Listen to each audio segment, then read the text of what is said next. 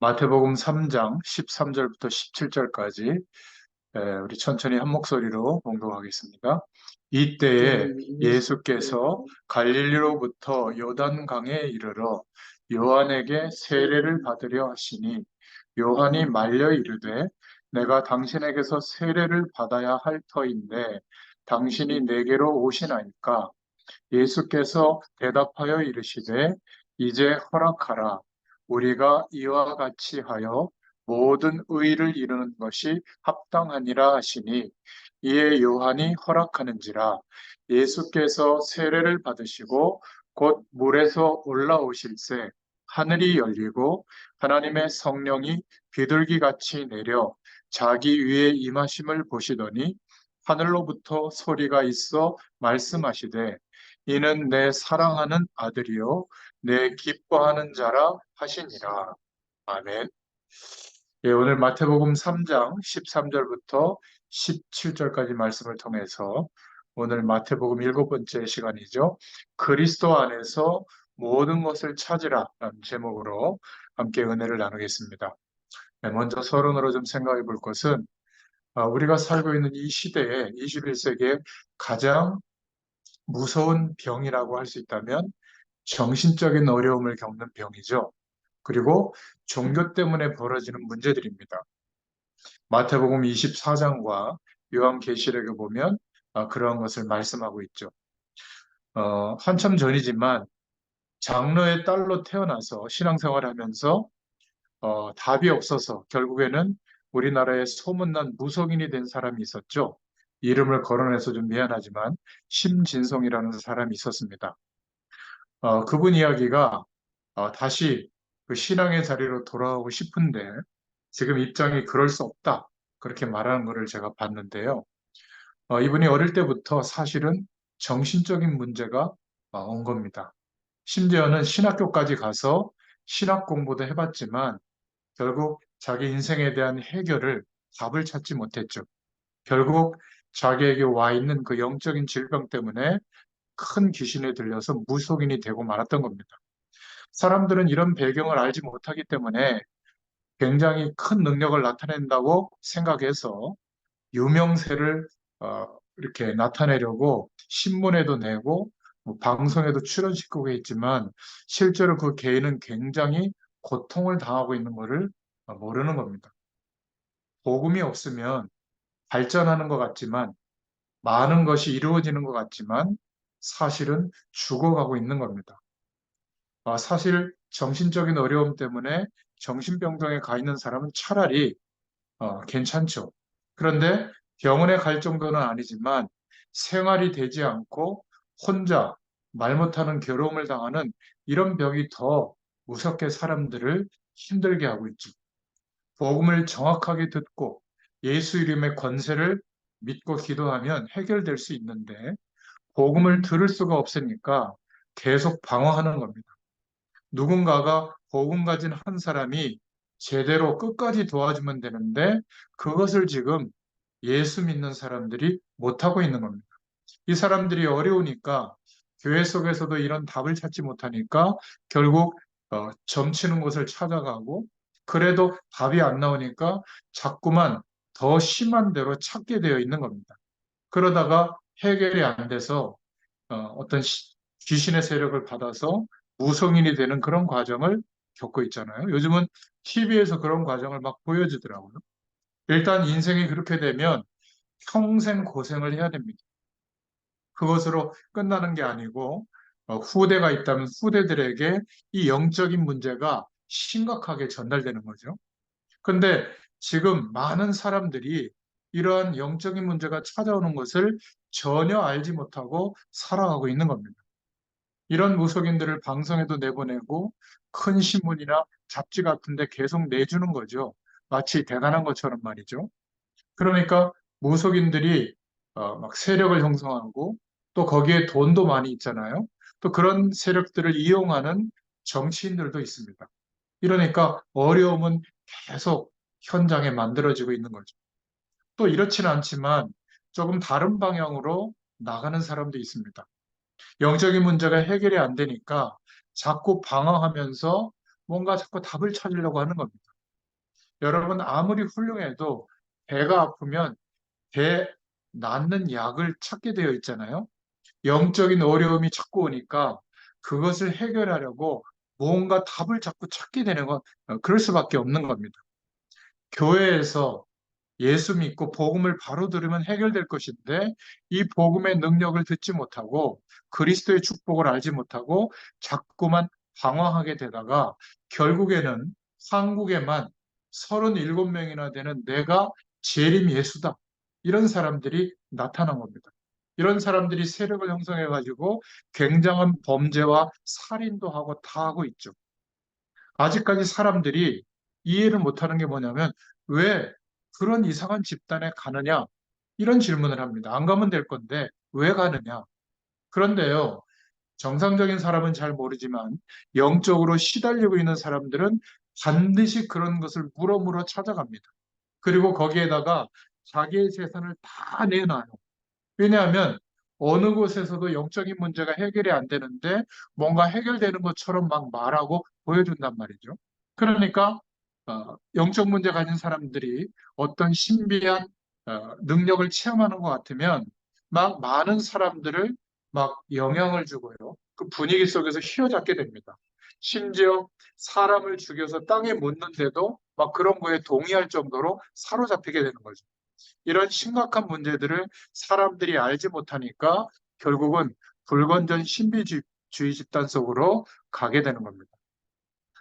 성경의 마태복음 24장에 보면 마지막 때 그런 일들이 일어날 것을 성경은 미리 예언하고 있죠.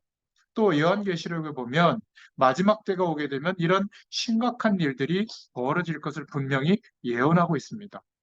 무엇을 몰라서 그렇죠? 괴로움을 계속 당하니까 해결이 안 되니까 자꾸 점치고 또 무속인들에게 불건전한 어떤 신비한 능력이 나타나는 쪽으로 사람들이 자꾸 찾아가는 겁니다. 복음을 바로 들으면 살 것인데 바로 들을 수 없다 보니까 자꾸만 그렇게 되는 겁니다. 그러면 사람들이 여러 가지 방향으로 가게 되는데 그런 쪽으로 쫓아가지 않는 사람들은 힘드니까 결국은 마약을 접하게 되고요. 일단 뭐 잠깐은 현실을 잃을 수 있게 되니까 자꾸 마약 속으로 빠지게 되죠. 또 영적인 문제가 해결이 안 되니까 여러 종류로 문제들이 나타나게 되는 겁니다. 자기 좋은 집을 놔두고 막 가출하고요. 또 돌아다니기도 하고요. 또 영적 문제가 해결이 안 되니까 어쩔 수 없이 잠시 도피할 수 있는 막 술에 빠진다든지 막 도박에 빠진다든지 뭔가 세상을 잃어버리는 행위에 몰두하게 되는 겁니다. 또 조금 수준 있다고 하는 사람들은 종교에 심취해가지고 결국 종교에서 벌어지는 온갖 문제를 당하고 있는 거죠. 뭘 몰라서 그렇죠? 한마디로 말하면 어려움이 왜 오는가 그 원인을 모르고 있고 그 문제가 해결될 수 있는 길을 찾지 못하니까 그렇게 되는 겁니다. 먼저 서론으로 말씀드린 이 내용을 생각하면서 그냥 내가 은혜 받아야지, 좀 힘 얻어야지, 이런 오늘 이 시간이 아니라 우리가 살아가는 삶의 현장에서 이런 어려움 속에서 보이지 않지만 고통당하고 있는 사람들이 우리 주변에 많습니다. 그러한 사람들을 떠올리면서 오늘 말씀을 들으시길 바랍니다. 그럼 오늘 본문을 통해서 우리가 생각해 볼 첫 번째 내용은 대속죄일에 이루어지는 중요한 행사가 있는데 구약 시대에 하나님이 중요한 약속을 하나 주셨죠. 대제사장을 세워서 이 대제사장이 양을 끌고 와서는 양 머리 위에 손을 얹으면서 대제사장이 기도하는 겁니다. 그리고 거기에 모인 모든 회중들의 저주받아야 될 죄와 저주를 이 양머리 위에 돌리는 기도를 해요. 그리고 거기에서 양을 죽이죠. 그리고 각을 뜨고 그 안에 있는 내장을 꺼내고 양의 피를 받아가지고 지성소 안으로 들어갑니다. 그리고 지성소 안에 들어가서 이 백성들의 모든 죄를 사해달라고 기도하는 것이죠. 그러니까 단순한 죄가 아니라 겪어야 될 모든 죄와 저주를 다 없애달라고 기도하는 그 날이 해마다 정해져 있는데 그거를 대속죄일이라고 했어요. 구약 시대부터 계속 지켰던 겁니다.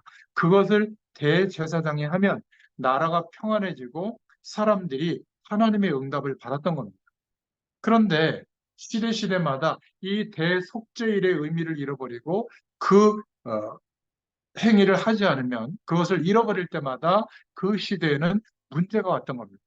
그래서 그 약속을 회복하는 날, 문설주에 피를 바른 어린 양을 잡아서 피를 바르는 날, 오실 메시아의 약속을 붙잡는 날, 애굽에서 출애굽 빠져나오게 된 것이죠. 그 양의 피를 들고 어디로 들고 들어가는가 하면 지성소 안으로 들어가는 겁니다. 그 성전을 회복하는 날, 포로로 끌려갔던 바벨론에서 돌아오게 된 겁니다. 여러분이 성경 말씀이 무엇을 말하고 있는지를 깨달으면 우리의 문제는 당연히 해결됩니다. 애굽 배경 속에 있다가 출애굽기 3장 18절에 보면 희생 제물의 약속을 붙잡았을 때 해방되게 되죠. 구약에 보면 온통 양을 잡아서 피 흘리는 예배에 대한 내용을 나옵니다. 인간이 저주에서 빠져나오는 확실한 답을 주기 위한 하나님의 훈련이죠. 오실 메시아, 그리스도께서 오시면 하실 일, 죽으시고 부활하시는 그 일이 우리 인생의 유일한 답이 되는 것을 알게 해주는 훈련이었죠. 그것은 예언이기도 했습니다. 그래서 그 피, 양의 피를 대신해서 드디어 이 땅에 오신 예수님이 십자가에서 모든 인류의 죄와 저주를 짊어지시고 죽으시고 부활하신 겁니다. 예수님이 하신 그리스도의 일에 대해서 얼마나 저와 여러분이 중요하게 알고 있느냐에 따라서 우리의 삶은 달라지는 것입니다. 예수님 안 믿는 사람도 십자가 앞에는 흑암 세력이 무너지는 겁니다.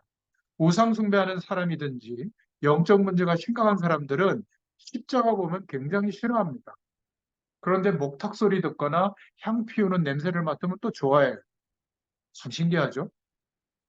굿하는 거 보면 좋아합니다. 그런데 예수님 얘기하면 키를 쓰고 싫어요. 복음 있는 사람이 가서 찬송 부르고 예배드리면 머리 아프다고 도망갑니다. 왜 이유가 없겠어요, 그죠? 영적인 일이. 저는 이유 있다고 생각합니다. 이거는 간단한 얘기가 아니에요. 왜 구약 성경에서 피 흘리는 예배 드릴 것을 자꾸 말씀했겠습니까?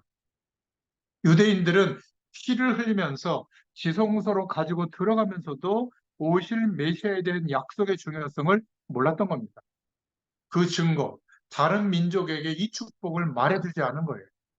땅끝까지 이 복음이 증거되어지도록 하시는 하나님의 방향 속에 한 번도 들어가 본 적이 없던 겁니다. 혹시 예수 믿는 사람들 중에도 구약 성경책, 신약 성경책을 들고 있으면서도 모를 가능성이 있습니다. 하나님께서 예수님을 십자가에 못 박으셔서 부활하게 하셔서 모든 것을 해결하시고 이제 생명의 축복으로 영원한 하나님의 축복을 누릴 수 있도록 그렇게 회복시켜 주셨는데 이 길을 모를 수가 있어요. 그냥 나무에게 빌고 돌에게 빌고 촛불 껴놓고 빌고 정한수 떠놓고 빌고 아니면 막연한 신에다가 빌던 그런 행위를 교회 가서 할 수도 있는 겁니다.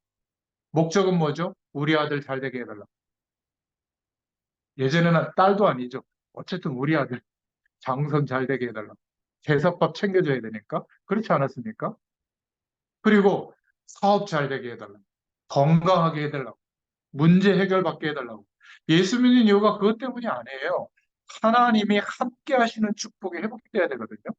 영원한 생명이 회복돼야 되거든요. 하나님 나라의 배경 속에 살아야 되잖아요. 이 축복이 우리에게 회복된 겁니다. 그래서 오늘 두 번째로 붙잡아야 될 기도 제목은 예수 그리스도의 십자가의 피에 대한 중요한 의미를 회복해야 될 줄로 믿습니다. 오늘 본문이 무슨 본문이죠? 드디어 세례요한이 그리스도 오실 것을 선포했는데 예수님이 세례요한과 만나게 된 겁니다. 세례요한은 오실 그 그리스도를 말하면서 나는 그분의 신을 들 자격도 없다. 그분은 메시아요 그리스도신데 나는 이분의 신을 들 자격도 없다. 이랬는데요. 그런 예수님이 세례 요한에게 와서 세례를 받으려고 하는 겁니다. 그러니까 세례 줄 수가 있겠어요? 오늘 마태복음 3장 15절에 예수께서 대답하여 가라사대 이제 허락해라. 우리가 이와 같이 하여 모든 의를 이루는 것이 합당하니라. 이렇게 말씀하고 있잖아요. 모든 저주에서 사함을 받는 하나님의 의를 이루는 것이 합당하니라. 그런 면에서 내게 세례를 베풀어라. 이렇게 얘기한 겁니다. 그래서 그 말에 순종해서 세례요한이 예수님에게 세례를 주고 있죠. 왜 그렇죠? 제사장 지파였어요. 제사장이었던 세례 요한에게 육신을 입고 있는 예수님이 세례를 받는 겁니다. 머리 위에 손을 얹고 세례를 해줘. 물 세례입니다. 예수님에게 세례를 줄 때 손을 머리 위에 얹었죠. 의미가 뭐죠? 모든 인류가 당해야 될 저주를 예수님의 머리 위에, 저주와 질병과 지옥 배경을 예수님의 머리 위에, 저와 여러분이 평생 살면서 당해야 될 모든 질병과 지옥의 권세와 모든 저주를 예수님의 머리 위에, 그래서 세례를 받게 한 겁니다. 이게 누가 만든 법이죠? 하나님이 만든 법이에요. 저와 여러분 보고 이렇게 하라고 하는 게 아니라 예수님이 세례 받으시고 세례 받은 대로 십자가에서 죽으시고 부활하시면서 우리의 모든 저주의 문제를 해결하셨다는 것을 믿으라는 겁니다. 저 필리핀 어디에는 자기가 막 자칭 재림예수라고 막 부활절 절기, 고난주일 막 이럴 때 십자가에 못 박고 막 그런 장면이 막 나오는데요. 그게 바보 같은 짓입니다. 아무리 십자가에서 못 박혀 죽어도 예수님과 같은 그리스도인이 이루어질 수가 없는 거죠. 그죠? 그리스도의 일을 하신 분은 예수님밖에 없는 겁니다. 그것은 말씀으로 계속 설명하고 있잖아요. 원죄 아래서 출생한 모든 인류는 절대로 그리스도의 일을 할 수가 없죠.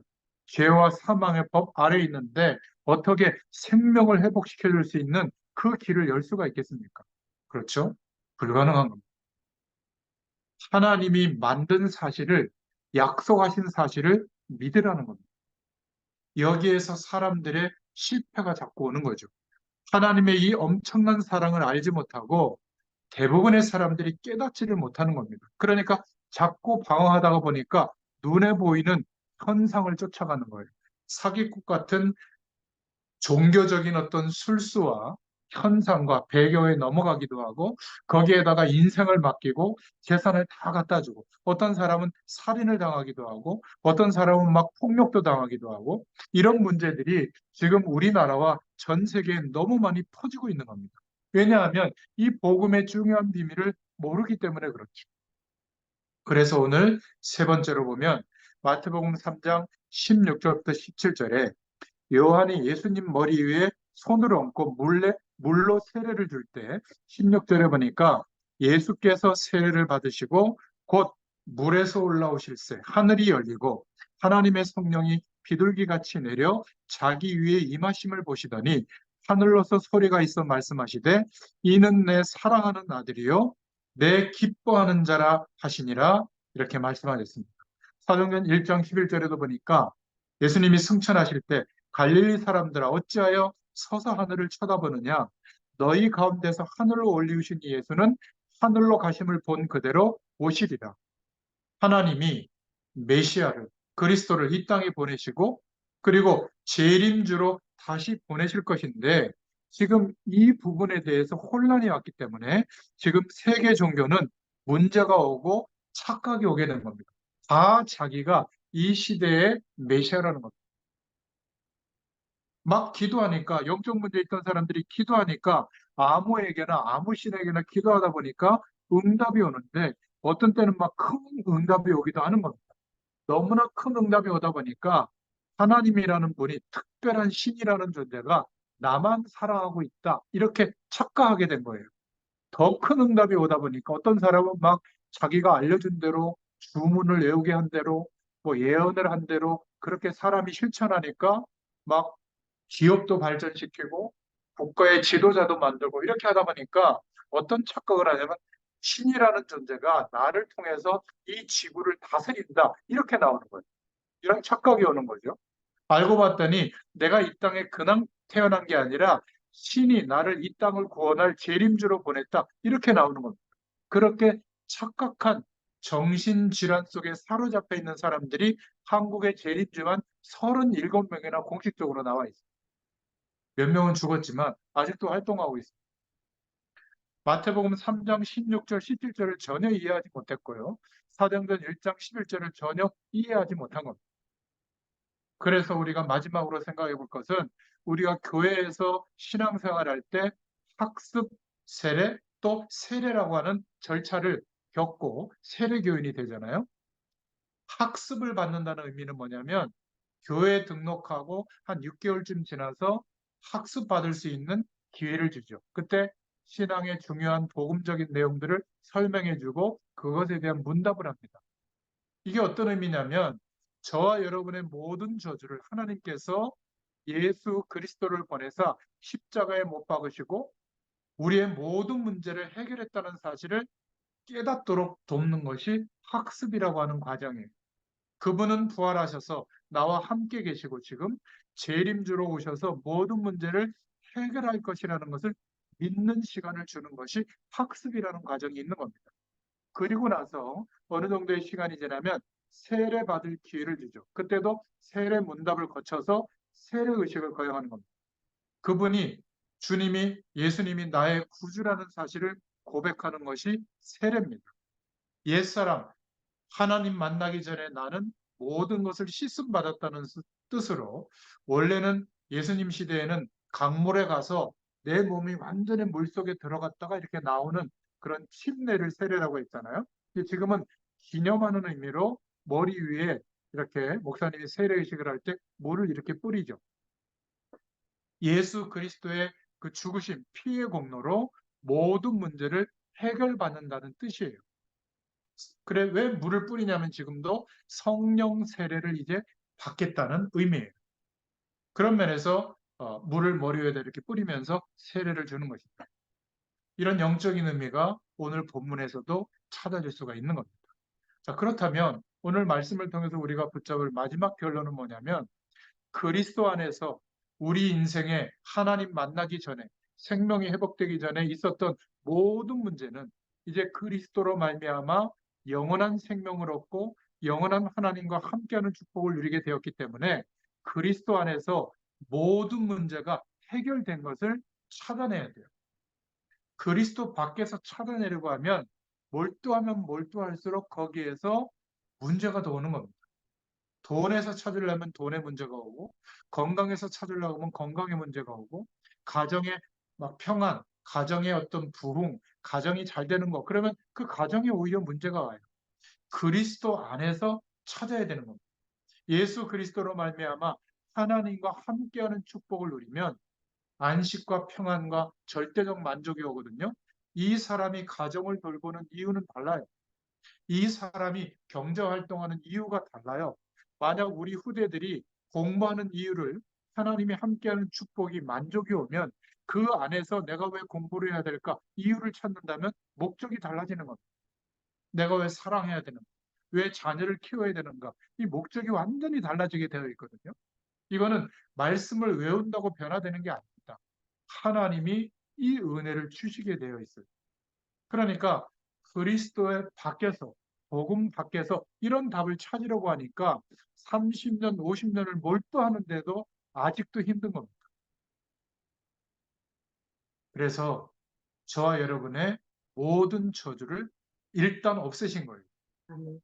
하나님의 자녀가 되게 하신 거예요. 하나님을 만나는 길을 이미 열어주신 겁니다. 저와 여러분은 이미 신분이 영원한 천국 백성이 되었기 때문에 이제는 더 이상 지옥의 권세와 상관이 없어요. 그 축복을 이해하는 단어가 그리스도라는 단어입니다. 그래서 그리스도라고 하는 축복을 깨달으면 모든 것이 그 안에서 해결되게 되어 있는 겁니다. 고린도전서 2장 12절에 보면 우리가 세상의 영을 받지 아니하고 오직 하나님께로부터 온 영을 받았으니 이는 우리로 하여금 하나님께서 우리에게 은혜로 주신 것들을 알게 하려 하십니다. 노력했기 때문에 얻은 게 아니라 예수 그리스도를 믿게 하신 그 은혜 때문에 모든 것이 회복되게 된 겁니다. 이 사실을 모르기 때문에 교회 속에서도 실패가 오는 겁니다. 안타까운 거죠. 요한일서 5장 13절에도 같은 말을 하셨는데 내가 하나님의 아들의 이름을 믿는 너희에게 이것을 쓴 것은 너희로 하여금 너희에게 영생이 있음을 알게 하려 함이라. 말세가 가까울수록 신앙생활을 잘 해야 될 줄로 믿습니다. 일단 여러분에게 접근해서 이상한 능력을 행하는 것처럼 하면서 자기 쪽으로 오라고 하는 그것은 전부 주의하시면 됩니다. 복음보다 그 위의 것을 강조하고 그게 전부라고 말하는 것은 일단 복음적이지 않아요. 그것보다 더 큰 문제는 예수 믿는 신자가 복음을 못 깨닫고 있다는 데 문제가 있는 겁니다. 더 심각한 것은 저와 여러분이 정확하게 가르쳐 주지 않았다는데 더 큰 문제가 있는 거예요. 가족들에게, 우리 후대들에게, 가장 가까운 사람들에게 이 복음이 무엇인지를 정확하게 알려주지 못하고 있는다는데 더 문제가 있는 겁니다. 우리는 예수 그리스도 안에서 모든 문제가 해결된 겁니다. 거룩한 영으로 성령 하나님이 우리와 함께하고 있기 때문에 그래요. 오늘부터 다른 것 붙잡지 말고 구원받은 자 속에 함께 하시는 성령, 성령께서 언제든지 구하고 믿고 바라보면 성령의 충만한 축복을 주신다고 약속해 주셨습니다. 이 약속을 붙잡으면 승리하게 되어 있을 줄로 믿습니다. 기도해서 성령으로 충만해지면 이길 수 있는 힘이 하나님으로부터 우리에게 공급되는 겁니다. 이 축복을 가질 때를 보고 권세가 나타난다고 하는 거예요. 조용한 소리로 얘기해도 권세가 나타나고요. 지금 내 모습 그대로, 내 형편 그대로인데도 하나님의 능력이 나타나는 겁니다. 그거는 내 모습이나 형편 때문에 나타나는 게 아니에요. 하나님으로 충만한 만큼 힘이 있게 되는 거죠. 그러면 저와 여러분들은 어떤 흑암 세력도 저주의 세력도 이길 수 있는 힘을 가지게 되고 나타나게 될 줄로 믿습니다. 저와 여러분이 할 일이 딱 하나 있어요. 하나님께서 그리스도를 보내신 그 안에 있는 모든 축복을 찾아내는 겁니다. 그것 때문에 저희가 매일 이 시간을 함께 하는 거거든요. 가장 중요한 것이 성령 충만이에요. 저와 여러분이 성령 충만 받으면 이 힘이 생기는 겁니다. 그때부터 어떤 세상 배경 속에 있을지라도 이기게 됩니다. 오늘 저와 여러분이 하나님의 말씀을 붙잡고 기도하는 중에 성령 충만 받기를 축원드립니다. 지금 세상은 너무 어려워요. 누가 가서 답을 줘야 되겠습니까? 저와 여러분이 가든지 보내든지 해야 될 줄로 믿습니다. 진정으로 이 사실을 깨닫고 가든지 보내든지 이 일에 참여하면 기도하면 하나님은 일단 응답부터 주실 거예요. 올해는 정말 저와 여러분에게 있는 모든 갈등 문제가 해결될 수 있기를 축원드립니다. 사실 다 끝났어요. 십자가에서 주님께서 다 이루었다고 말씀하셨잖아요. 자꾸 다른 것을 찾아낼 필요가 없는 겁니다. 우리에게 은혜로 주신 것들을 알게 하려 하십니다. 그리스도 안에서 모든 것을 회복하고 찾을 수 있기를 축원드립니다. 기도하겠습니다. 하나님 감사합니다. 복음서의 말씀, 특별히 마태복음의 말씀을 읽어가는 중에 우리의 현장에 왕 대신 그리스도의 축복이 나타나게 하시고 모든 흑암의 문화, 저주의 배경들은 예수 그리스도의 이름에 권세 있는 이름 앞에 완전히 무너지고 떠나가는 역사가 있게 하여 주시고 우리의 모든 삶의 현실을 통하여 하나님의 영광이 우리를 통하여 나타나도록 역사하여 주시옵소서. 예수님의 이름으로 감사하며 기도드렸습니다. 아멘. 감사합니다. 감사합니다.